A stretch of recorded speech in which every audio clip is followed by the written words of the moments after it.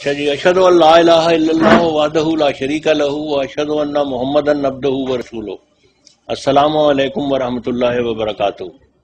میرا نام مرزا غلام احمد ہے، اور جیسا کہ میں نے پہلے عرض کیا ہے، میں جماعت احمدیہ کی پاکستان میں جو سپریم باڈی ہے صدر انجمن احمدیہ، اس کا ایک ڈائریکٹر ہوں۔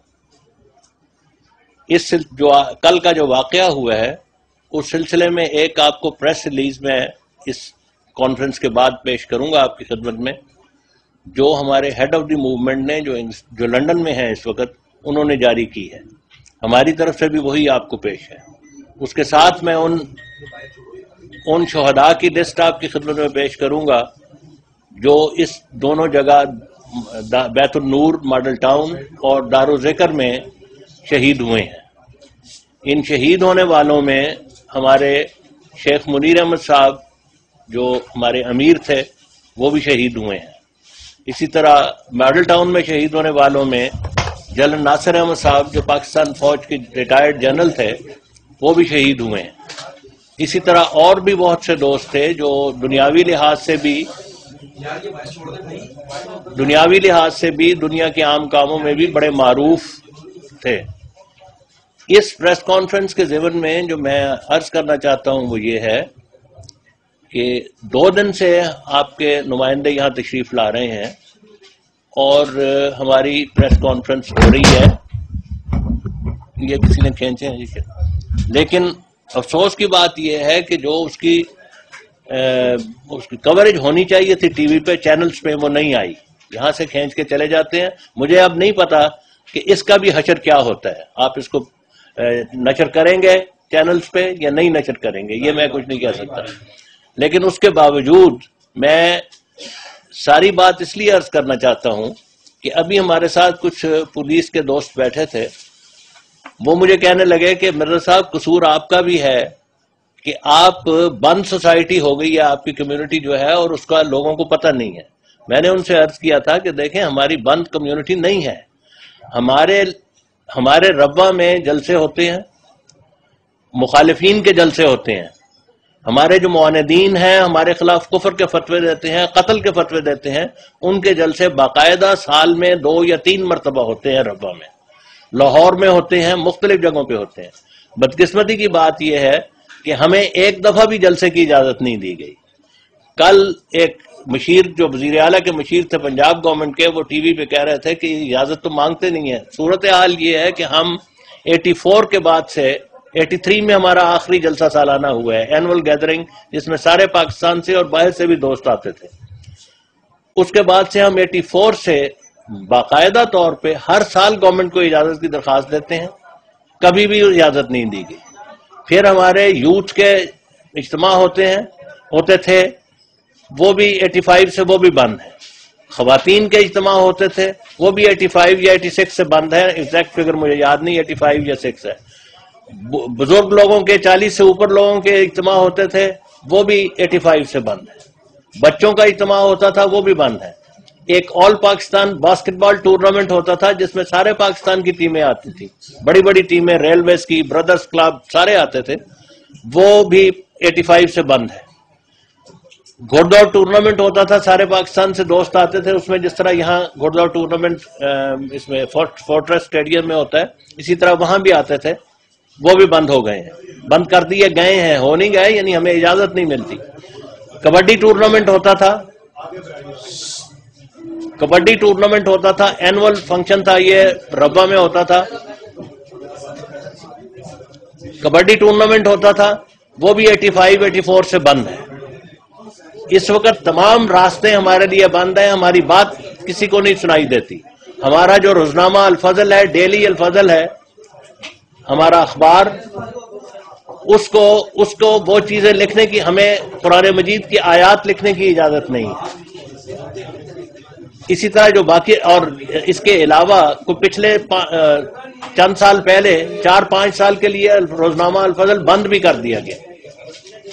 ابھی جو میں نے آپ کے سامنے اشہد ان لا الہ الا اللہ محمد رسول اللہ کہا ہے، اس کلمے کے پڑھنے کے اوپر ہمارے سینکڑوں ہزار سے اوپر ایسے احمدی ہیں جن کو قید ہوئی ہے، اور آپ بھی اگر چاہیں تو آپ پسند کریں تو آپ مجھے قید کروا سکتے ہیں۔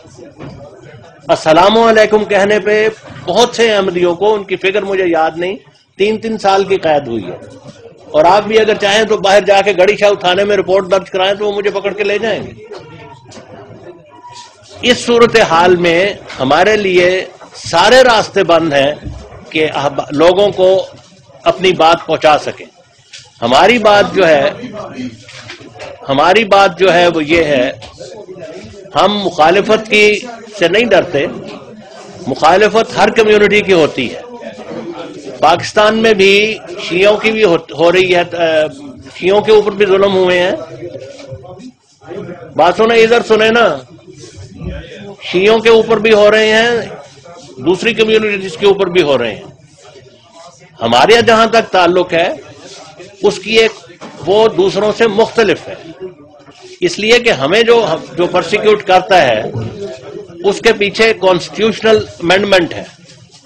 آپ کو یاد ہوگا، یا آپ میں سے چھوٹے ہیں ان کو پتا ہونا چاہیے کہ 1974 میں سیکنڈ امینڈمنٹ پاس کی گئی تھی، جس کی روح سے ہمیں انہوں نے نان مسلم قرار دیا ہے. حالانکہ قرآن کریم کا حکم یہ ہے، قرآن کریم واضح طور پہ یہ کہتا ہے کہ جو شخص خدا تعالیٰ پر ایمان لاتا ہے، محمد رسول اللہ صلی اللہ علیہ وسلم کی رسالت پر ایمان لاتا ہے، 5 ارکان اسلام کو مانتا ہے جو حج ہے اور دوسری چیزیں ہیں، اس کا نام خدا نے مسلمان رکھا ہے. خدا تعالیٰ قرآن مجید میں فرماتا ہے هو سماکم المسلمین.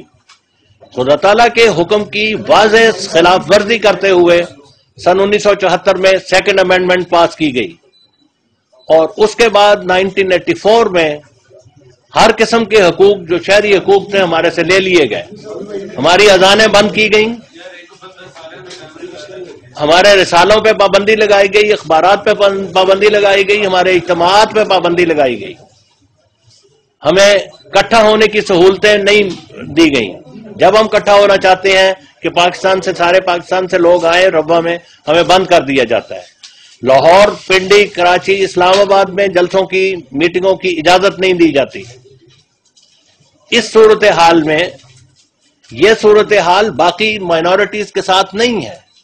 ویسے بھی میں یہ نہیں کہہ رہا کہ ہم مائنورٹی نہیں اپنے آپ کو مانتے. ہم مسلمان ہیں اور خدا نے ہمارا نام مسلمان رکھا ہے، اور کسی شخص کی یہ مجال نہیں ہے کہ میرے سے اس نام کو واپس لے سکے.